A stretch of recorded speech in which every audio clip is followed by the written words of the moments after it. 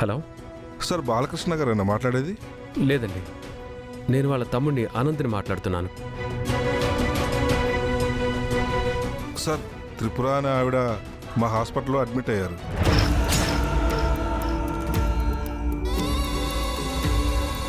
ఆవిడ కోమాలో ఉన్నారు సార్. ఎవరా అని ఎంక్వైరీ చేస్తే ఇన్నాళ్లకు మాకు మీ అడ్రస్ దొరికింది సార్.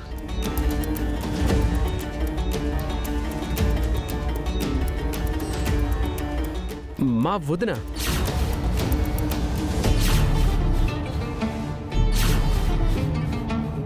ఏమండి? వదినేంటి? గాయత్రి, మీ అక్క.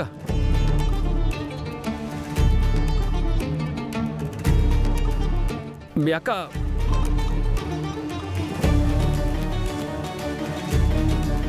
ఏ హాస్పిటల్? అడ్రస్ ఎక్కడ? Road number 14 sir, Nandini Nagar. ఇప్పుడే వచ్చేస్తున్నాం. Okay sir. నానమ్మ, మామ్, వదిన బ్రతికే ఉంది.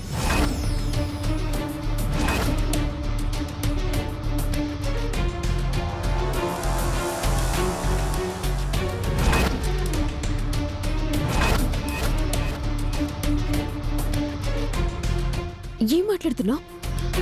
అక్క అక్క బతికే ఉందా? అవును గాయత్రి, మీ అక్క ప్రమాదంలో నుంచి బయటపడి బ్రతికే ఉంది. హాస్పిటల్లో కోమాలో ఉన్నారంట.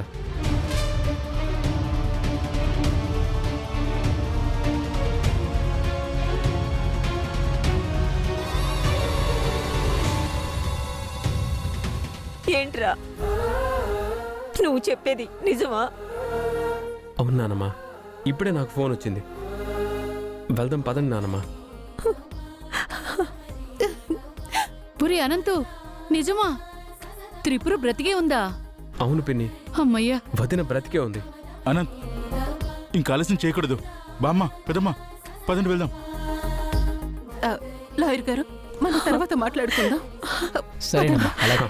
పదండి పదండి పదండి పదండి వెళ్దాం. బామ్మ, పదండి పదండి. పదండి బామ్మ, పదరా.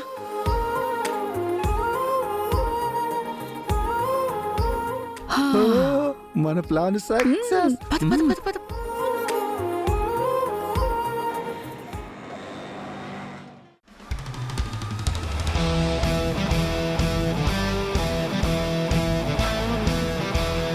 నువ్వేనా సత్య? అవును, నాకు ఫణిగారు మొత్తం చెప్పారు. నువ్విప్పుడు కోమాలో ఉన్న పేషెంట్లానే కదలకుండా పడుకొని ఉండాలి. అంటే నేను ఇన్ని రోజులు కోమాలో ఉన్నట్టు పడుకోవాలి, అంతే కదా? అవును. ఎవరొచ్చి కదిలించినా, మాట్లాడించినా, చేయి పట్టుకున్నా నువ్వు కదలకూడదు, మెదలకూడదు. ఓ, శవాసనంలో పడుకోవాలి, అంతే కదా? అదే ఇలా మాట్లాడాలి, అలా నడవాలి, ఇలా చెయ్యాలి, అలా చెయ్యాలి అని అంటే కష్టం. కానీ కదలకుండా మెదలకుండా పడుకోమంటే చాలా తేలిక. చక్కగా పడుకుంటాను. ఎవరొచ్చి ఏం చేసినా సరే ఇంచు కూడా కదలను. ఫణిగారు మీకు మరీ మరీ చెప్పమన్నారు. పొరపాటున కూడా మీరు ఎలాంటి పరిస్థితుల్లోనూ కళ్ళు తెరవకూడదని చెప్పారు. డాక్టర్, అవన్నీ నేను చూసుకుంటాను కదా, మీరేం టెన్షన్ పడకండి. సిస్టర్, పాపకి వ్యాక్సిన్ వేయించాలి. ఎక్కడ? అటువైపు వెళ్ళండి సార్. ఓకే. ఈ కృష్ణ ఏంటి సిటీలో ఉన్న ఈ హాస్పిటల్కి వచ్చాడు?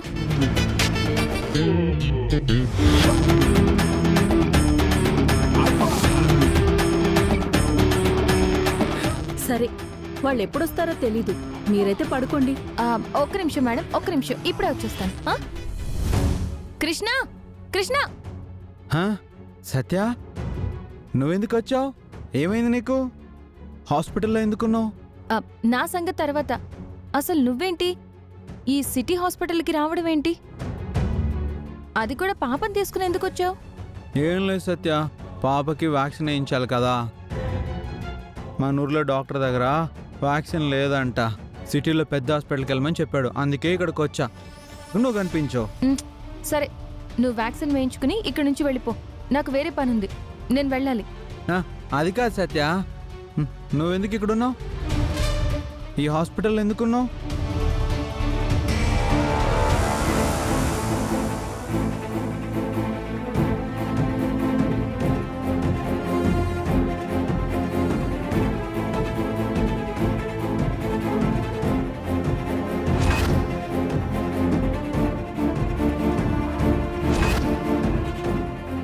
సార్ లహరి పాప వాళ్ళ ఫాదర్ మీరేనా? అవును సిస్టర్.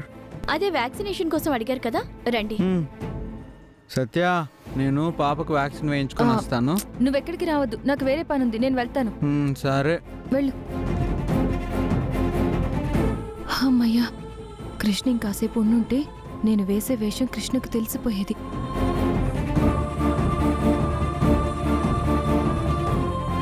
డాక్టర్, మాకు ఈ హాస్పిటల్ నుంచి ఎవరో ఫోన్ చేశారు. మా వదిన బ్రతికే ఉందని చెప్పారు డాక్టర్. అవును సార్, నేనే మీకు ఫోన్ చేశాను. మా త్రిపుర నిజంగా బతికే ఉందా? ఎక్కడుంది? ఎలా ఉంది డాక్టర్? డాక్టర్ గారు, మీరు చెప్తుంది మా అక్క గురించేనా? మీరు చెప్తుంది నిజమేనా? చూడండి, మీరెవరూ కంగారు పడకండి. ఆ పేషెంట్ మీ తాలూకేనా?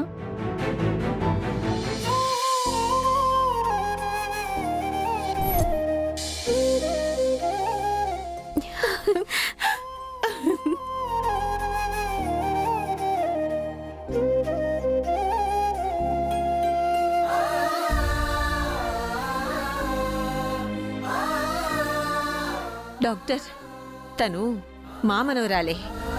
అవును, మా అక్కే డాక్టర్. డాక్టర్, తను తను నా కోడలు, నా పెద్ద కోడలు డాక్టర్. పేరు త్రిపుర. మా త్రిపుర బ్రతికే ఉందా? అసలు మా కోడల పిల్ల ఎలా బతికింది? అసలు ఇక్కడికి ఎలా వచ్చింది?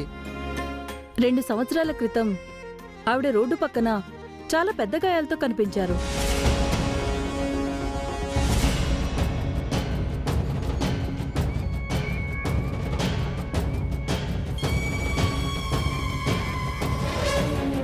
ఆవిడ్ని తీసుకొచ్చి మా హాస్పిటల్లో జాయిన్ చేశాం.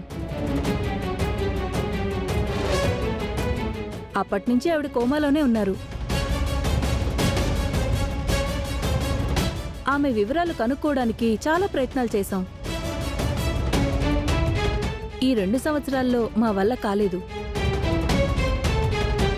అలా ఆమెకి మా హాస్పిటల్ ట్రస్ట్ ద్వారానే వైద్యం అందిస్తున్నాం. అనుకోకుండా ఆమెను ఇక్కడికి వచ్చి ఒక పేషెంట్ గుర్తుపట్టి ఫలానా బాలకృష్ణ గ్రూప్ ఆఫ్ కంపెనీస్ వాళ్ళకి సంబంధించిన ఆవిడని మాకు తెలిసింది.